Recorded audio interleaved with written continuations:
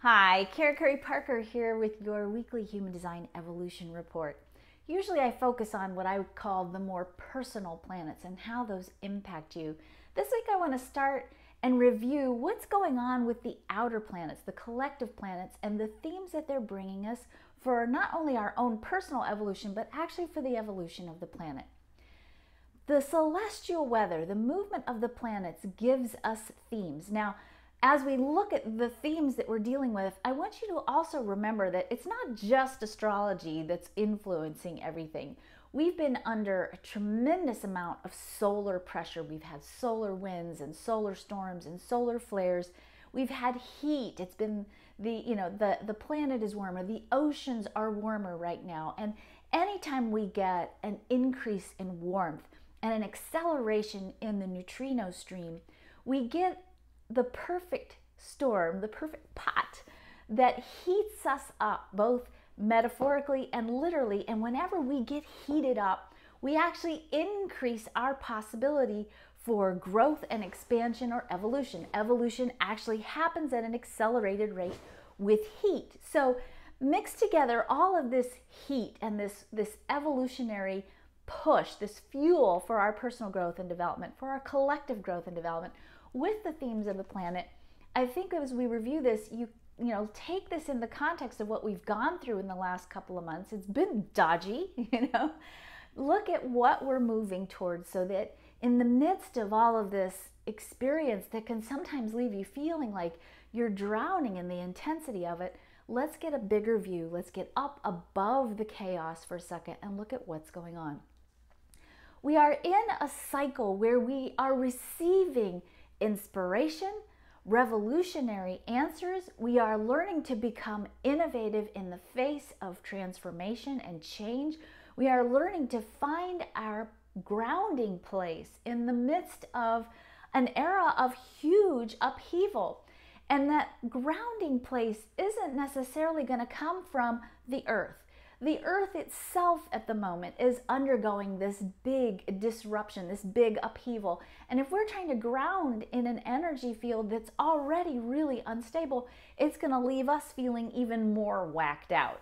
So the challenge here is to ground yourself with the truth of who you are. When you remember who you are, when you remember the purpose of your soul's intention and your life purpose in this incarnation, and you ground yourself with that place where you are serving something bigger than your personal self. When you talk to your soul and you ask your soul, what do you want me to do?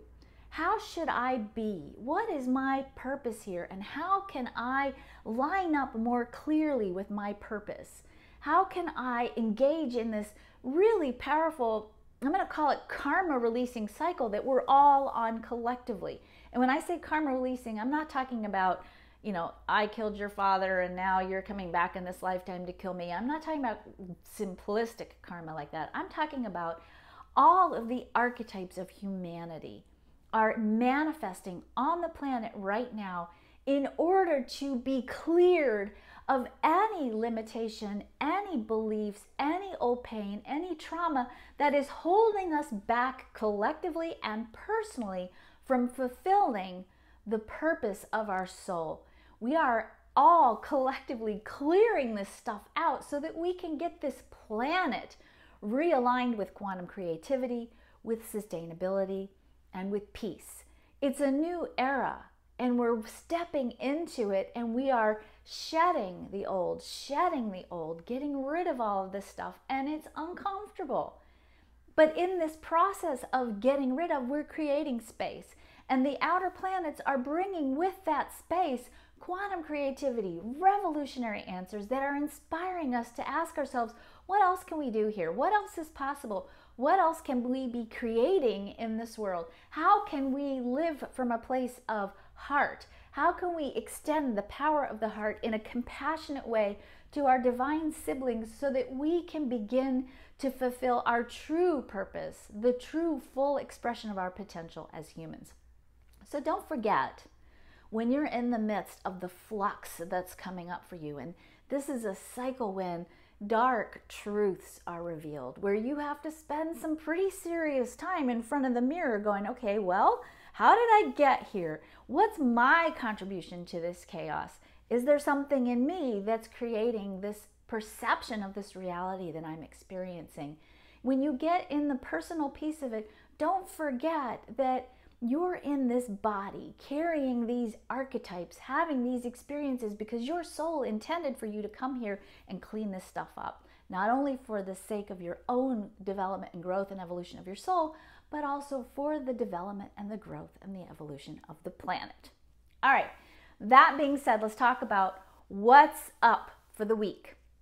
We have some really, I think, fun energy coming up. Certainly the sun is transiting in the gate 6, which is actually called penetration. We're looking at the energy of, or the question of, what impact do I have on the world? How can I be more effective?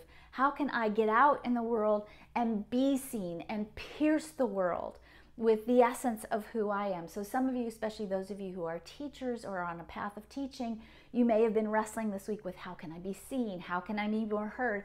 How can I get my message heard? On a personal level, that may have left you feeling like, does anybody hear me? What's going on? How come I'm talking and my words are falling bloop, like stones onto the floor?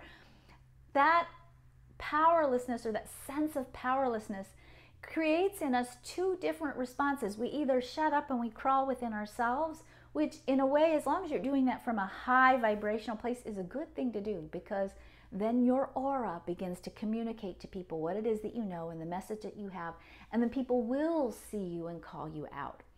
It also can cause us sometimes to become bombastic and to push too hard. And this energy is an energy that has the potential for sustainability and peace, or the energy for potential for war. So definitely a time for us to be very conscious and deliberate when this energy is playing, so that when we engage in connection with each other, that we're doing it from a place of love and not from a place of emotional reactivity.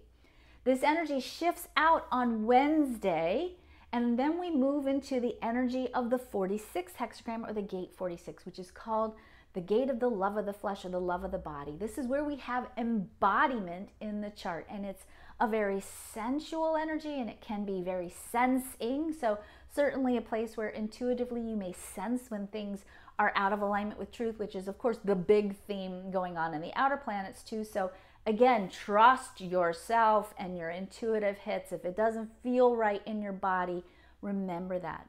This is also a place where the body becomes very conscious of being the vehicle, the house for your soul. And so what happens oftentimes with this energy is, if you're out of integrity with yourself, if you're not speaking your truth, if you're not honoring the needs of your spirit in form, your body's going to start talking to you. And so be aware this week, if you're uncomfortable in your body, if something's going on with your body, if you're hurting, if there's, you get a cold or your allergies start bothering you, this is your body saying, hey soul, yoo-hoo, you're out of alignment. So pay attention, because your body's talking to you. It's also a really great time, because this body energy is also an energy of direction, to pay attention to what actions do you need to take to express love in the world. We're entering in Wednesday that calibration point that happens every quarter in the human design year. It's the midpoint in the quarter.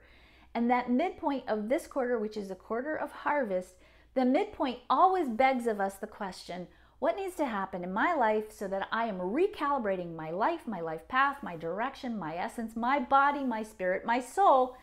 How do I recalibrate myself back with love? What is love? What is the truth of love?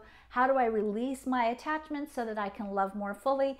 And how can I express in the physicality, in the embodiment of my essence, not only my love for myself, my love for humanity, but also my deep connection and love and devotion to the life of spirit moving through me. So it has a definite mystical, spiritual component piece to it, but also that place where spirit and body meet and come to fruition in the expression of your life. So there's a potential here for you to feel this week like you can finally start to take action on some of the things that you've been thinking about or been inspired towards. Certainly an important time for you to ask yourself, is my daily practice of devotion a true reflection of my commitment to living and bringing love forth into the world? And how do I need to experience and express that more? Certainly a time this week where your body is talking to you, so pay attention. You may also find that with the physicality and the intensity of the energy that's going on in the embodiment theme coming up, that you also need to move your body more this week. So yoga, dance, anything that's sort of got a sensual component to it, really play with that energy this week and let your body release what it needs to release so that it can also clear the karmic template and be more open to experiencing the flow of abundance in your life. Have a really good week. Take good care of yourselves. Take good care of your bodies this week. Enjoy being in a body this week. It's a pretty cool thing. So dance, kiss, make love, go outside, walk barefoot in the grass if you can, enjoy the rain. Recalibrate with love. Stay open to new possibilities and inspirations. Take your time. Breathe your way through it. Don't forget, we are in a bigger cycle that's all about bringing in something bigger, something better, something more aligned with the truth of who we are. Don't despair. Take care of yourselves and have a great week.